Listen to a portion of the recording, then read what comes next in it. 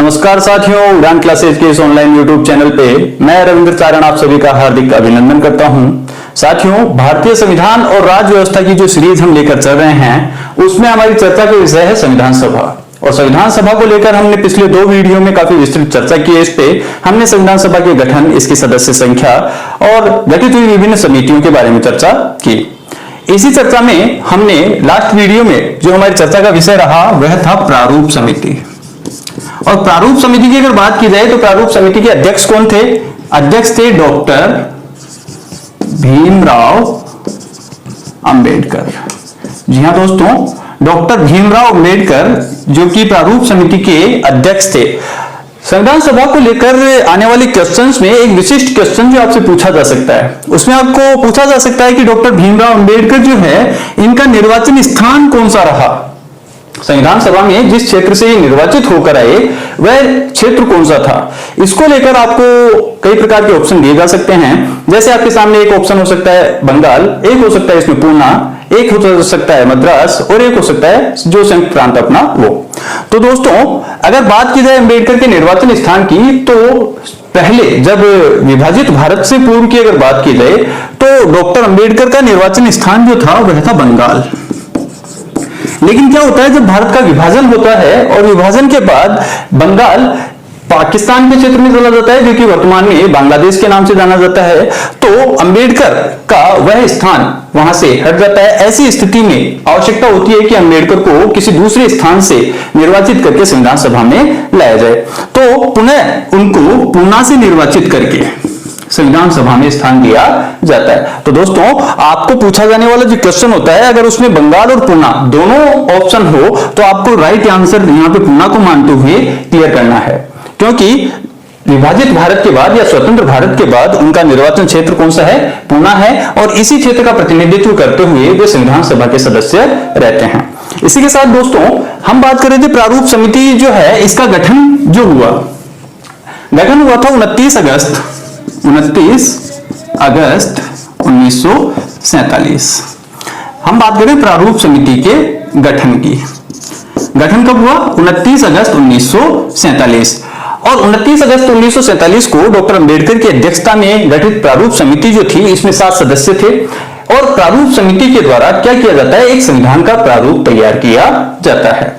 Okay, तो संविधान का प्रारूप तैयार किया जाता है और उसे संविधान सभा के समक्ष प्रस्तुत किया जाता है। संविधान सभा के अध्यक्ष जो कि डॉक्टर राजेंद्र प्रसाद है, उनके समक्ष सभा पटल पर डॉक्टर अंबेडकर के द्वारा संविधान के इस प्रारूप को प्रस्तुत किया जा सकता है। आपसे क्वेश्चन पूछा जा सकता है कि इस प्रारूप को कब प्रस्तुत किया गया? तो दोस्तों, 21 फरवरी 1948 को 21 फरवरी 1948 को क्या किया गया? प्रारूप को प्रस्तुत किया गया। कहां पे प्रस्तुत किया गया? संविधान सभा पटल पर इसे प्रस्तुत किया गया। तो अंबेडकर की अध्यक्षता में प्रारूप समिति का गठन होता है 29 अगस्त 1947 को। और यह समिति अपना जो दिया हुआ कार्य है संविधान के प्रारूप को तैयार करना, उस प्रारूप को तैयार करती है। और प्रारूप को तैयार करने के बाद 21 फरवरी 1948 को इसे संविधान सभा के सामने प्रस्तुत कर देती है। डॉक्टर राजेंद्र प्रसाद के द्वारा संविधान के प्रारूप की जांच हेतु एक विशेष जांच समिति का गठन किया गया। तो यह थी प्रारूप की जांच हेतु विशेष समिति। तो दोस्तों, प्रारूप की जांच के लिए एक विशेष समिति का गठन होता है और इस समिति के जो अध्यक्ष होते हैं वो होते हैं पंडित जवाहरलाल नेहरू। जी हां दोस्तों, पंडित नेहरू की अध्यक्षता में प्रारूप की जांच हेतु एक समिति का गठन होता है। फिर से इसकी जांच होती है और सभा पटल के सामने इसको प्रस्तुत किया जाता है। और इसके बाद क्या होता है? संविधान सभा के विभिन्न वाचन होते हैं जो इसके प्रारूप को लेकर होते हैं। तो जब पूछा जाए आपसे, क्वेश्चन पूछ लिया जाए कि संविधान सभा में कितने वाचन हुए, तो वाचन को लेकर अगर आपके सामने क्वेश्चन आता है तो आंसर होता है 3। तो यह है वाचन, संविधान सभा के वाचन। तो वाचन कितने हैं? 3। इनमें सबसे पहला वाचन जो है यह होता है 4 नवंबर 1948 से 15 नवंबर 1948। यहां दोस्तों 4 नवंबर से 9 नवंबर 1948 तक संविधान सभा का पहला वाचन होता है। 5 दिन तक चले इस वाचन में संविधान के विभिन्न हिस्सों पर खंडवार चर्चा होती है और इसके बाद शुरू होता है दूसरा वाचन। यह संविधान का दूसरा वाचन जो शुरू होता है 15 नवंबर 1948 से 17 अक्टूबर 1949। यह संविधान सभा में चला सबसे लंबा वाचन है। और दोस्तों 15 नवंबर 1948 से 17 अक्टूबर 1949 तक यह वाचन चलता है और इसमें एक विस्तृत तौर पर संविधान के प्रारूप पर विशेष अध्ययन होता है। लगभग 7,653 संशोधन के प्रस्ताव इसमें रखे जाते हैं। ठीक है, तो ये संशोधन बड़ी मात्रा में जब संविधान के हिस्सों में संशोधन के लिए कहा जाता है और इनके संशोधित प्रारूपों को सामने रखा जाता है, तो इस प्रकार यह वाचन संविधान सभा को लेकर चला सबसे लंबा वाचन है। ठीक है, इसके बाद क्या होता है, क्योंकि यह अपने आप में एक सबसे लंबा वाचन था जिससे प्रारूप समिति के एक विशिष्ट भाग में काफी परिवर्तन किया गया, तो इसको लेकर एक जांच समिति गठित की जाती है, या इसके लिए क्या किया जाता है, एक संशोधित प्रारूप समिति, संशोधित प्रारूप संविधान का संशोधित प्रारूप प्रस्तुत करने का सुझाव दिया जाता है। और यह सुझाव किसके द्वारा दिया जाता है, यह सुझाव दिया जाता है दुर्गाबाई देशमुख के द्वारा। जी हाँ दोस्तों, दुर्गाबाई देशमुख जो एक संविधान सभा की एक महिला सदस्य हैं, इनके द्वारा क्या किया जाता है, संविधान के संशोधित प्रारूप को प्रस्तुत करने का परामर्श दिया जाता है। और इसके बाद संविधान का संशोधित प्रारूप सभा पटल पर पुनः प्रस्तुत किया जाता है। 3 नवंबर 1949 को इसे प्रस्तुत किया जाता है और इसके बाद शुरू होता है तीसरा वाचन। यह है वाचन नंबर 3 जो कि चलता है 14 नवंबर 1949 से 26 नवंबर 1949 तक। ओके, तो दोस्तों 14 नवंबर 1949 से लेकर 26 नवंबर 1949 तक संविधान सभा का तीसरा वाचन चलता है।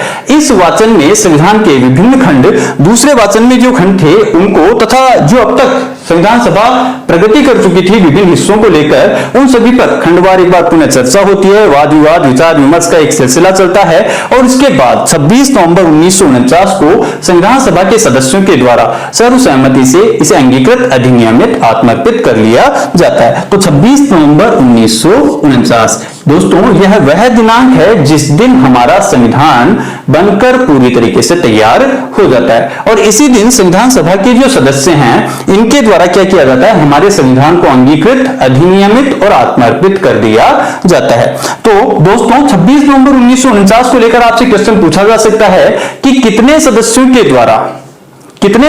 द्वारा संविधान की इस जो प्रति रखी गई, इस दिन कितने सदस्यों के द्वारा इस पे हस्ताक्षर किए गए। तो हस्ताक्षर किए गए वो बात है 24 जनवरी। 26 जनवरी को उपस्थित सदस्य कितने थे, तो उपस्थित सदस्य जो थे उनकी संख्या थी 284। 26 नवंबर 1949 को उपस्थित सदस्यों की संख्या कितनी थी, 284, जिन्होंने संविधान जो है इस पर हस्ताक्षर किए। अगर बात की जाए उस समय संविधान सभा के सदस्यों की संख्या कितनी थी, तो दोस्तों देखो संविधान सभा की सदस्य संख्या जो है इसको लेकर तरह तरह से क्वेश्चन पूछे जा सकते हैं। और मुख्यतया ये क्वेश्चन 4 प्रकार से हो सकते हैं। सबसे पहले आपसे पूछा जा सकता है कि संविधान सभा की प्रारंभ में सदस्य संख्या कितनी थी। प्रारंभ में, यह बात है सदस्य संख्या को लेकर, संविधान सभा की सदस्य संख्या को लेकर। और सदस्य संख्या के बारे में सबसे पहले पूछा जा सकता है प्रारंभ में कितने सदस्य थे, तो 389 थे।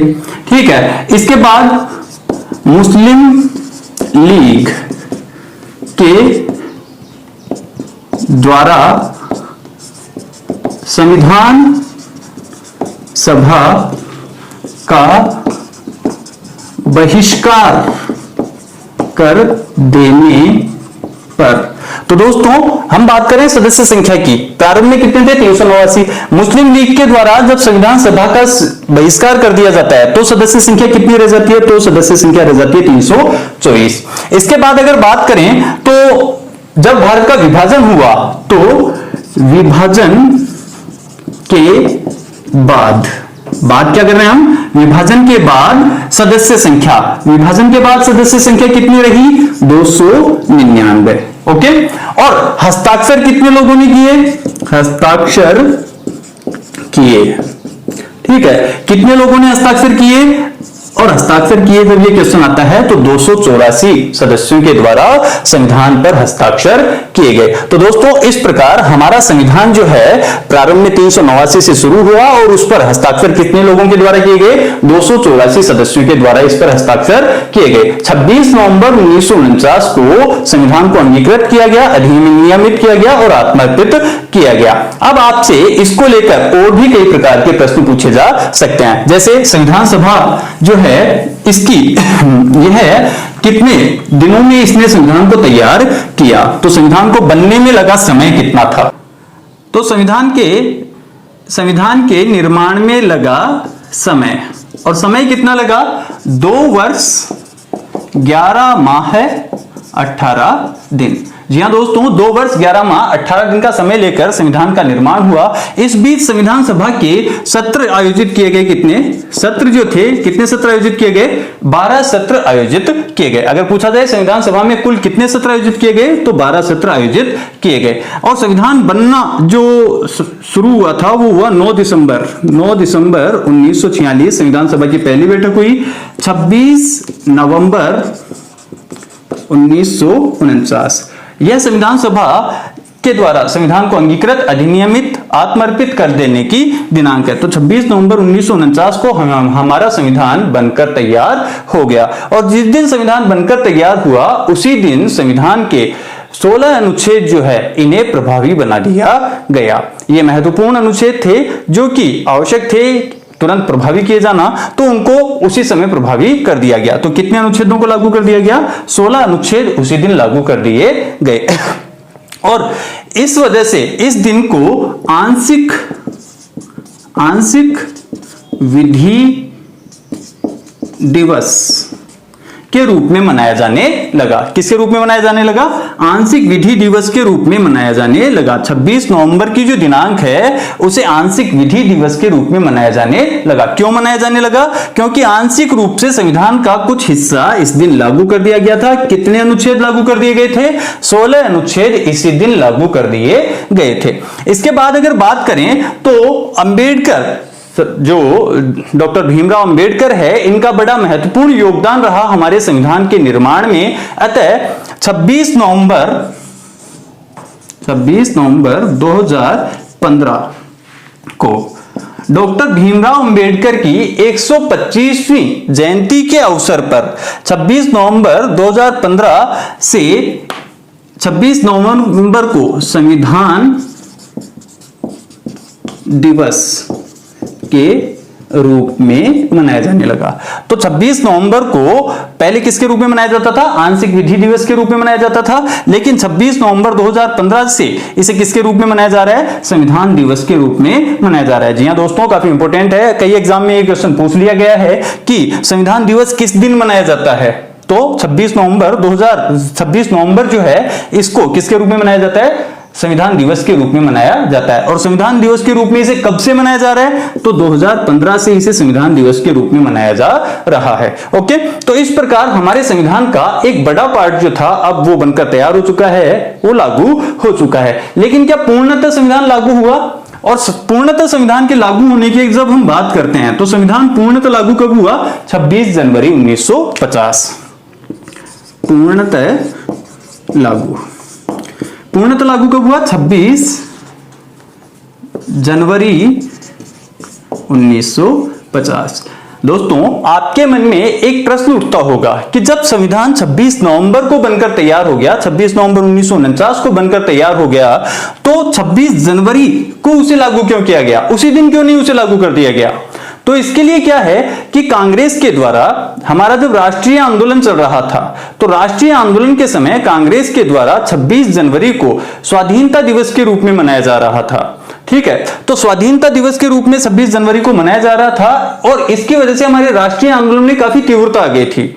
जो कांग्रेस का लाहौर अधिवेशन था 1929, उसमें निर्णय लिया गया और उस निर्णय को स्वीकार करते हुए 26 जनवरी 1930 से हर वर्ष प्रतिवर्ष क्या किया जा रहा था, 26 जनवरी को स्वाधीनता दिवस के रूप में मनाया जा रहा था। और इसी वजह से तय किया गया कि हमारा संविधान पूर्णतः लागू कब होगा, 26 जनवरी को हम इसे लागू करेंगे और 26 जनवरी को हम गणतंत्र दिवस के रूप में मनाते हैं। इसके साथ और भी कुछ महत्वपूर्ण कार्य किए गए संविधान सभा के द्वारा, और संविधान सभा के द्वारा किए गए इन महत्वपूर्ण कार्यों में कुछ विशिष्ट कार्य, जैसे हमारे राष्ट्र ध्वज को अनुमति देना। ठीक है, तो 22 जुलाई 1947, 22 जुलाई 1947 ये तिथि अपने आप में इंपॉर्टेंट है। इंपॉर्टेंट क्यों है?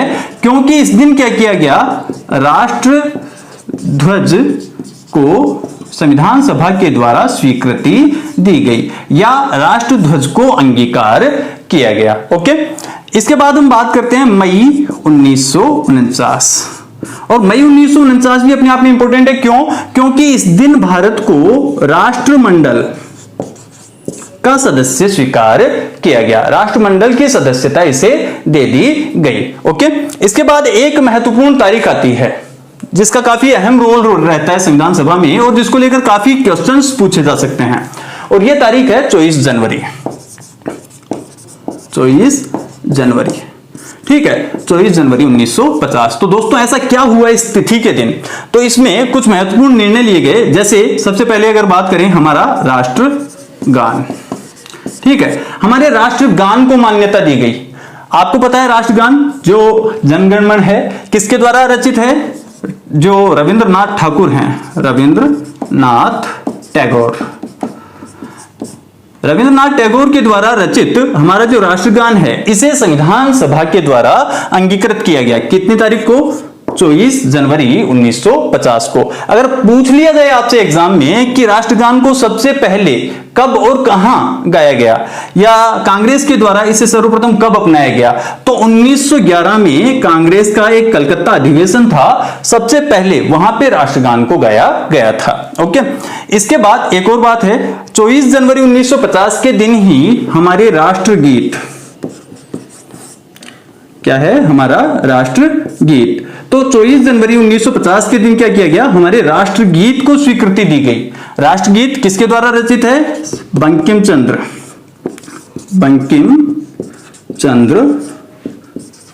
चटर्जी।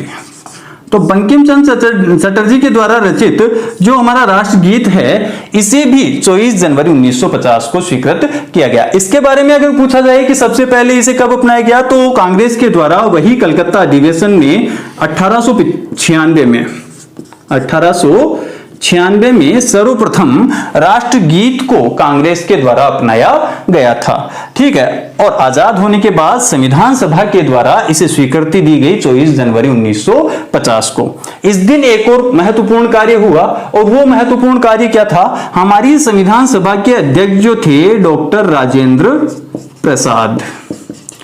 डॉक्टर राजेंद्र प्रसाद को इसी दिन क्या किया गया, भारत के राष्ट्रपति के रूप में निर्वाचित किया गया। किसके रूप में? राष्ट्रपति के रूप में निर्वाचित किया गया। तो दोस्तों आपसे ये सीधा क्वेश्चन पूछा जा सकता है कि राष्ट्रपति के रूप में डॉक्टर राजेंद्र प्रसाद का निर्वाचन जो था वो कब किया गया? वो निर्वाचन किया गया 24 जनवरी 1950 को। ओके, और 24 जनवरी 1950 के दिन ही संविधान सभा ने अपने आप को भंग कर दिया। संविधान सभा भंग हो गई। ठीक है, तो इस प्रकार संविधान सभा जो थी उससे संबंधित महत्वपूर्ण जो, जैसे राष्ट्रगान को लागू अपनाया गया, राष्ट्रगीत को अपनाया गया, राजेंद्र प्रसाद को राष्ट्रपति के रूप में निर्वाचित किया गया और संविधान सभा भंग हो गई। ये सभी कौन सी तारीख से जुड़े हुए हैं? 24 जनवरी 1950 से जुड़े हुए हैं। दोस्तों, निर्वाचन से संबंधित कार्य को लेकर आपके मन में प्रश्न उठ सकता है कि संविधान सभा तो संविधान सभा थी, वो राष्ट्रपति का निर्वाचन कैसे कर सकती है? जबकि हम राष्ट्रपति के निर्वाचन से संबंधित विधि का जब अध्ययन करते हैं तो हम देखते हैं कि संसद के सदनों के द्वारा राष्ट्रपति का निर्वाचन किया जाता है। तो दोस्तों, एक ध्यान रखने की बात यह है कि हमारी संविधान सभा जब अस्तित्व में आई तो इसकी दोहरी भूमिका थी। पूछा जा सकता है संविधान सभा की भूमिका, तो संविधान सभा जो है इसकी भूमिका दोहरी थी।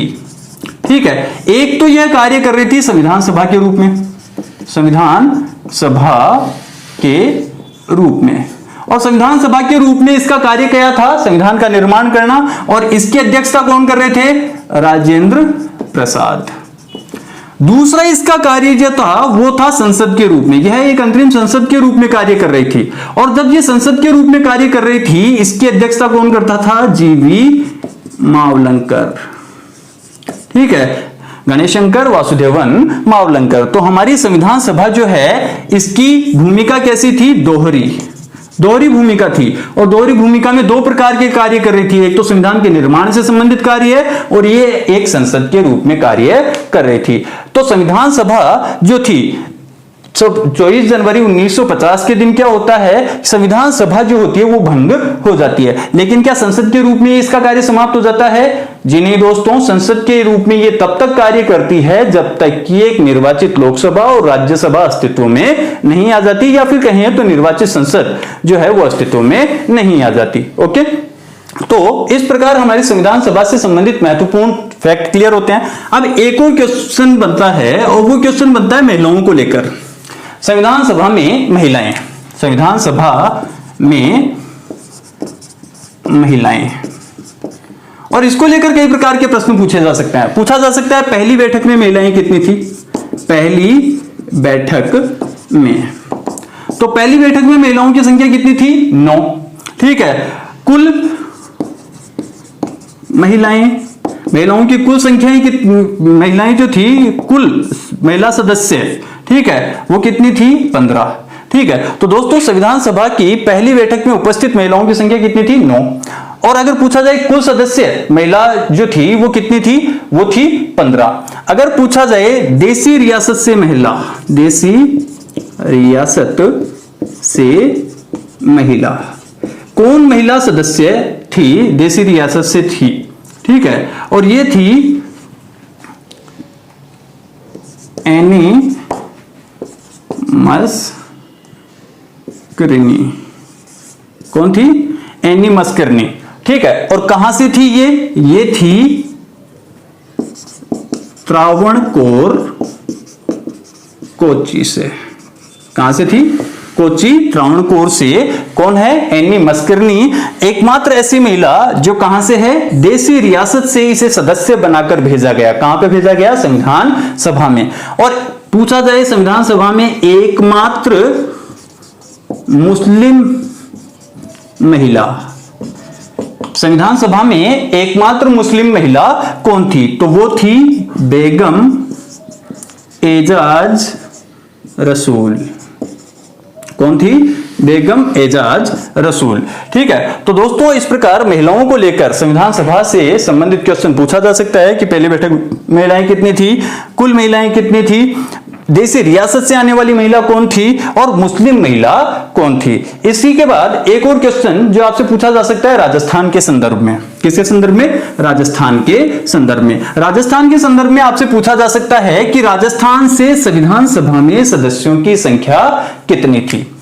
तो हम बात कर रहे हैं राजस्थान से सदस्य, और अगर राजस्थान से सदस्यों की बात की जाए तो कुल कितने सदस्य थे? कुल 15 सदस्य थे जो राजस्थान से गए। किसके लिए? संविधान सभा के लिए। तो संविधान सभा में राजस्थान से कुल सदस्य कितने थे? 15 थे। अब आपसे इसमें पूछा जा सकता है कि देसी रियासतों, जो राजस्थान की देसी रियासतें हैं, राजस्थान के जो रजवाड़े हैं, इनसे सदस्य कितने थे? इनसे सदस्यों की संख्या थी कितनी? 14। ठीक है। फिर आपसे पूछा जा सकता है कि ब्रिटिश प्रांत या एक चीफ कमिश्नरी क्षेत्र जो था राजस्थान में, जिसे हम जानते हैं अजमेर मेरवाड़ा के रूप में, अजमेर मेरवाड़ा से, तो एक जो सदस्य था वो कहां से था, अजमेर मेरवाड़ा से। और आपसे इसके लिए पूछा जा सकता है कि वो व्यक्ति कौन था, और उस व्यक्ति का नाम क्या है, मुकुट बिहारी लाल भार्गव।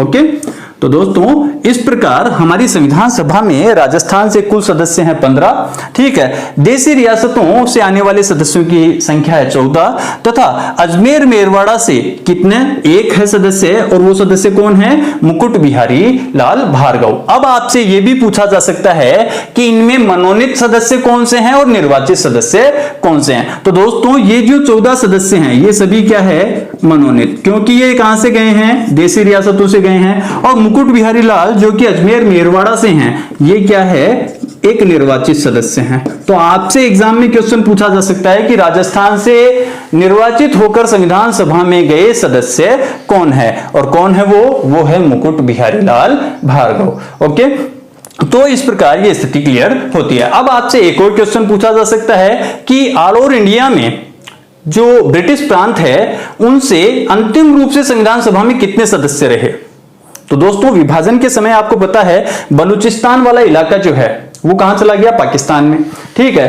तो हमने स्टार्टिंग में देखा था कि संविधान सभा में जो ब्रिटिश प्रांत हैं, ठीक है, खासकर चीफ कमिश्नरी क्षेत्र, और चीफ कमिश्नरी क्षेत्र से कितने सदस्य थे, 4।